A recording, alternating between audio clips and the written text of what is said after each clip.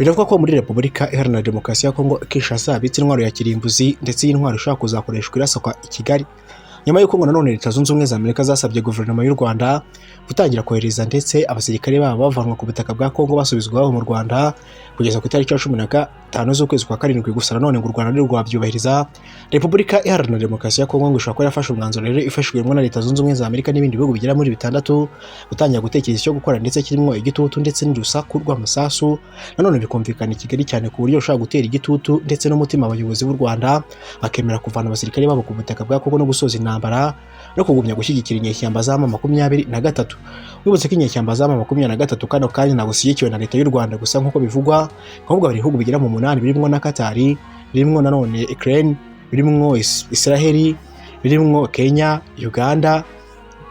Ubushinwa n'ibindi bigiye bitandukanye byose bishyirwa kuri runo rutonde rwo kuba kana none bikorana na M23 mu kurutera inkunga bitewe n'inyungu byungukiye amabuye y'agaciro avanwa ku butaka bwa Kongo. Si ibyo gusa kandi none mwe abahirwa bavuga nka Bill Gates ko batera inyeshyamba za M23 inkunga mu rwego kugira ngo akomeze kubona amabuye agiye atandukanye cyane cyane yakota akoreshwa ibikoresho birimo za mudasobwa, amamashini, amatelefone n'ibindi, mu rwego kugira ngo akomeze azamure sosiyete yiwe ndetse nakomeze kunguka biteye ubwoba, agatera inyeshyamba za M23 ndetse inkunga nakungukira rero amabuye y'agaciro yoherezwa rero muri Leta Zunze Ubumwe za Amerika acishijwe nyine kuri uyu mugabo n'ubundi Bill Gates uheruka no mu Rwanda kwagira uruzinduko mu buryo butari busanzwe. Bivuga ko yaraje kwerekwa ibikorwa bigiye bitandukanye n'amabuye y'agaciro mu rwego rwo kugira ngo yamuranguze mu buryo bugiye butandukanye. Izo ntwara Perezida Antoine Felix Tshisekedi yaguze se nizo kwivuna umwanzi ari u Rwanda cyangwa se none yaba hari ikindi kibyihishe inyuma. Wibutse ko Leta Zunze Ubumwe za Amerika biherutse gutangaza mu kababaro kenshi cyane ibyatangajwe na Marco Rubio ko babajwe cyane n'umwanzuro u Rwanda rwafashe ko kutubahiriza ibyari bikubiye mu masezerano hagati y'impande zombi bagiranye, ndetse ayo masezerano ko arimo kuvana abasirikare babo ku butaka bwa Repubulika Iharanira Demokarasi ya Kongo ndetse bakabasubiza mu Rwanda mu gihe kitarenze iminsi 15 ubwo ari kugeza ku itariki 15 z'ukwezi kwa karindwi. Ibyo tugiye kuvuga kuri uyu munsi wa none, Leta y'u Rwanda ihora ihakana ko n'abasirikare n'abakifite ku butaka bw'u Rwanda, ahubwo icyo yakoze kwari kuhashyira ingamba z'ubwirinzi mu rwego kugira ngo bakumire FDLR yamaze no gutangaza ko yemeye kumanika intwaro no gushyira intwaro hasi igasubizwa mu Rwanda mu buzima busanzwe, abandi bakabanza kujyanwa mu kigo cy'agateganyo muri Repubulika Iharanira Demokarasi ya Kongo nyuma yo kwandikira Perezida Antoine Felix Tshisekedi. U Rwanda rwavuze ko rero ruteye impungenge cyane na FDLR, nubwo Leta Zunze Ubumwe za Amerika zivuga ko kugira ngo FDLR ikibazo mu Rwanda aricyo kibazo mu burasirazuba bwa Kongo. Mu byatangajwe na Marco Rubio yavuze ko FDLR nubwo ari umutwe witwaje intwaro kandi urwanya Leta y'u Rwanda nta bushobozi nabo gifite bwo kuba warwanya Leta y'u Rwanda n'igisirikare cy'u Rwanda. Batari mu Rwanda rworoheje abasirikare bake cyane mu burasirazuba bwa Kongo bakajya gufatanya n'inyeshyamba za M23 bagatsinda igihugu cyose cya Repubulika Demokarasi ya Kongo n'igisirikare cyabo, bagatsinda ingabo z'u Burundi n'abacansho bose rworoherejwe n'iyo FDLR itirimo no gutorana n'umutwe witwaje intwaro utajyana n'intwaro n'ibikoresho ndetse n'ahantu hamwe wagura izo ntwaro zirenze usibye intwaro ihabwa na Leta ya Kinshasa warwanya Leta y'u Rwanda. Ati ibyo ni ibintu bidashoboka cyane, niyo mpamvu rero Leta y'u Rwanda iteza ikibazo kurenza ko FDLR yateza ikibazo mu gihe u Rwanda ruvuga ko FDLR ikomeza gukwirakwiza ingengabitekerezo ya jenoside. Ati FDLR nicyo kibazo, FDLR ikomeza gukwirakwiza ingengabitekerezo ya jenoside ndetse no kugeza ubwo yageze mu burasirazuba bwa Kongo nibwo ibintu byabaye bibi kurushaho,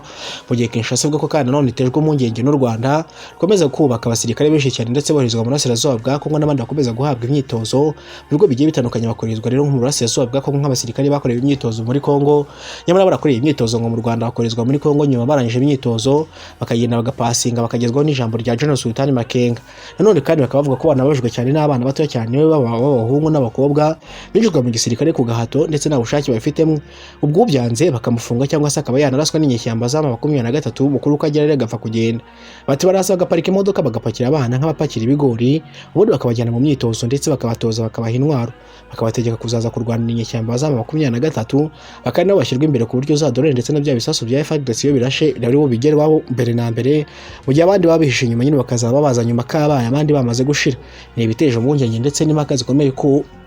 kwiyongera rero nyuma y'uko rero Antoine Felix Tshisekedi abonye ko inyeshyamba za M23 zikomeje kubaka imbaraga zihambaye no kubaka igisirikare gikomeje kugenda kiyongera umunsi ku wundi, bakabarirwa mu 40 by'abasirikare ndetse ba FARDC bivuga ko nanone bagiye kuzajya bakorana,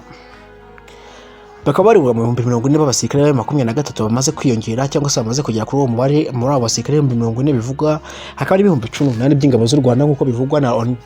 Raporo igaragaza ko kandi mu Rwanda rwohereje abasirikare barenga 18 mu burasirazuba bwa Kongo, kandi 10 muri Sud Kivu naho ibindi 8 muri North Kivu, bo bose nta kindi kintu rero bagiye gukora usibye kujya guhangana rero n'ingabo za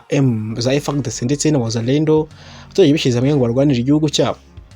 Ngayo nguko rero nuko nguko rero byifashe rero mu burasirazuba bwa Kongo ku ntambara ikomeje kuhabera umunsi ku wundi. None ku bigendanye n'intambara iri kuhabera kuri ubu ngubu biravuga ko rero Perezida Antoine Felix Tshisekedi yamaze gufata izindi ngamba nyuma yo guhamagaza impande zombi zihanganye zabo n'uruhande rwa M23 agashaka kubahuriza Kinshasa mu nama yagombaga kuba none kubigajya banaganira ku bigendanye no guhindura itegeko nshinga. Ibyatumye Joseph Kabila ugiye kuyobora ishyaka rya FC23 ndetse n'umutwe w'igisirikare bikagwa ko ari nayo mpamvu yahise ashyirwaho kugira ngo nanone ari buza guhangana na Perezida Antoine Felix Tshisekedi. Ibyo ngibyo ndi kuvuga uri kubisobanukirwa neza nyuma y'uko Perezida Antoine Felix Tshisekedi atangaje ko agiye guhindura itegeko nshinga rimwemerera kongera kwiyamamaza manda ya gatatu, aho manda yari kuzarangira 2028 akaba yari kongera kwiyamamaza indi manda. Rero ndavuga ngo nahindura itegeko nshinga Perezida Antoine Felix Tshisekedi bizaba bisobanuye ko rwose azaba yemerewe kwiyamamaza ndetse n'indi manda ya gatatu agakomeza kuyobora Repubulika Iharanira Demokarasi ya Kongo. Mu magambo bwe yivugiye yavuze ko mu gihe kiri imbere ndetse Repubulika Iharanira Demokarasi ya Kongo izaba ari igihugu cyigenga cyane kandi gikomeye cyane, nanone kandi azaba ari igihugu nanone gifite ubunararibonye n'ububasha cyane bwo guhangana n'uri wese wakwifuza kubagabaho ibitero. Yavuze ko FARDC mu gihe kizaba kiri imbere izaba ari igisirikare gikomeye cyane mpuzamahanga kizaba kirinda umutekano muri Repubulika Iharanira Demokarasi ya Kongo ndetse kikajya no kurinda hanze y'igihugu. Yavuze ko FARDC izaba ari igisirikare kizaba kitavogerwa kandi ibyo byose bizabifashwamo na Leta Zunze Ubumwe za Amerika. Yavuze ko bizagira mu mwaka 2034 akiyobora Repubulika Iharanira Demokarasi ya Kongo, aho Repubulika Iharanira Demokarasi ya Kongo izaba ari igihugu nanone cy'umuntu yumva umutima ukamurya cyane cyane ku banzi bacyo cyangwa se imitwe twaje intwaro igeze kuhagaba ibitero. Muri ibyo ngibyo rero kandi Perezida Antoine Felix Tshisekedi nyuma yo kugura izo ntwaro za kirimbuzi tugiye kuvugaho vuga ko ashaka kuyikoresha rasa i Kigali ugasanga nanone iteje ibibazo nk'ibyabaye muri Kazayuki ndetse na Hiroshima mu Buyapani ubwo Leta Zunze Ubumwe za Amerika zakoreshaga nanone intwaro za kirimbuzi byabaye murabizi. Abana babo bavutse ari ibimuga, abandi bahura n'ingaruka z'ibikomena n'ubu n'aka kanya. Ibyo bisasu bya kirimbuzi byarahashwe na n'ubu n'aka kanya mu kumvisha Ubuyapani ko bwagombaga guhagarika intambara ndetse no gutera Korea.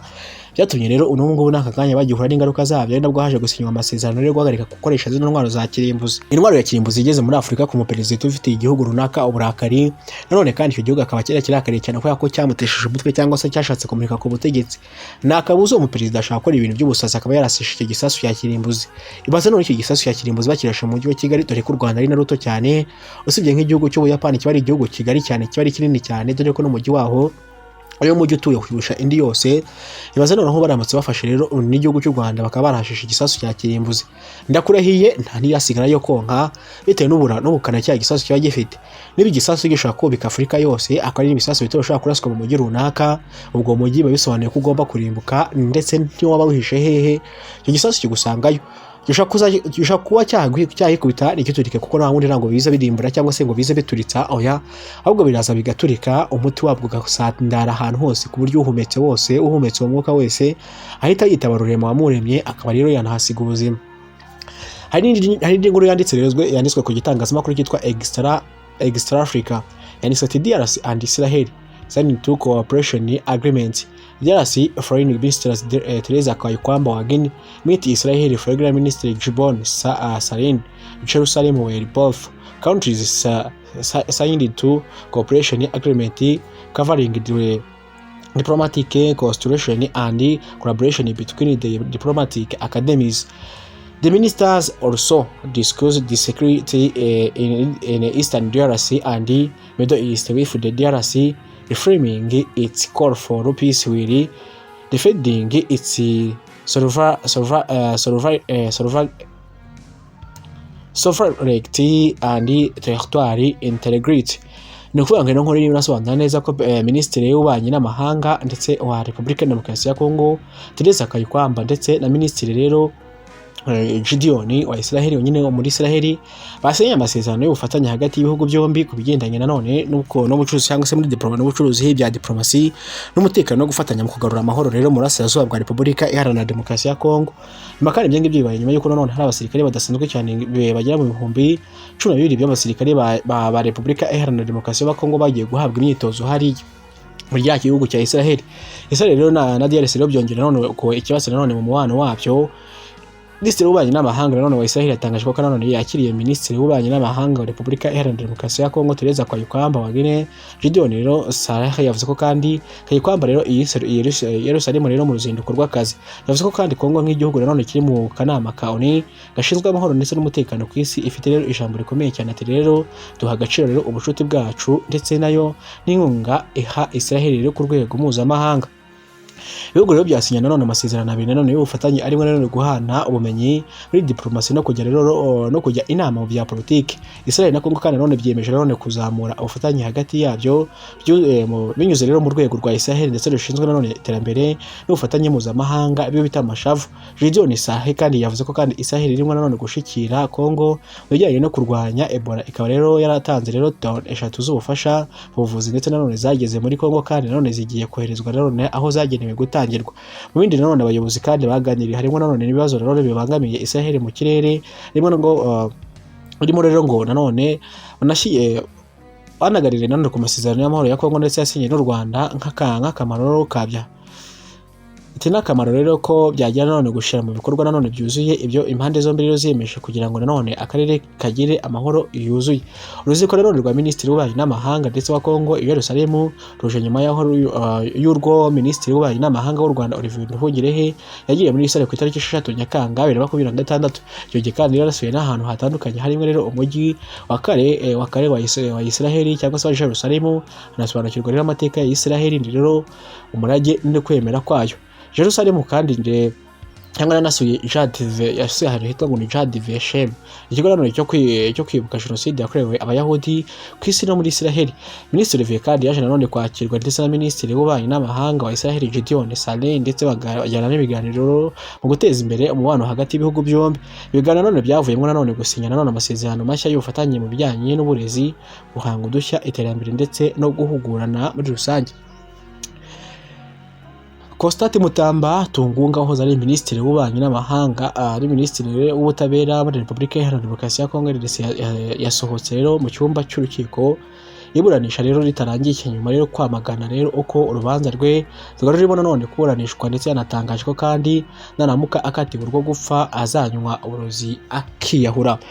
Mutamba kandi yitabye urukiko rero rusesa imanza kuri uyu wa mbere ku itariki 27 Nyakanga 2026 ndetse nanone aburanishwa rero ku byaha bifitanye isano n'inyerezwa rya miliyoni 19 z'amadolari y'Amerika yaragenewe gufasha nanone abagizweho ingaruka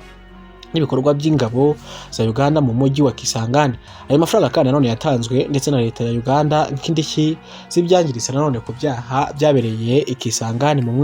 myaka isaga 20 ishize, nyuma ya leta ya RDC nanone yashizeho nanone mu kigega cya Frivao ndetse cyashizweho gufasha rero abazize n'abagizweho ingaruka rero n'aya makimbirane.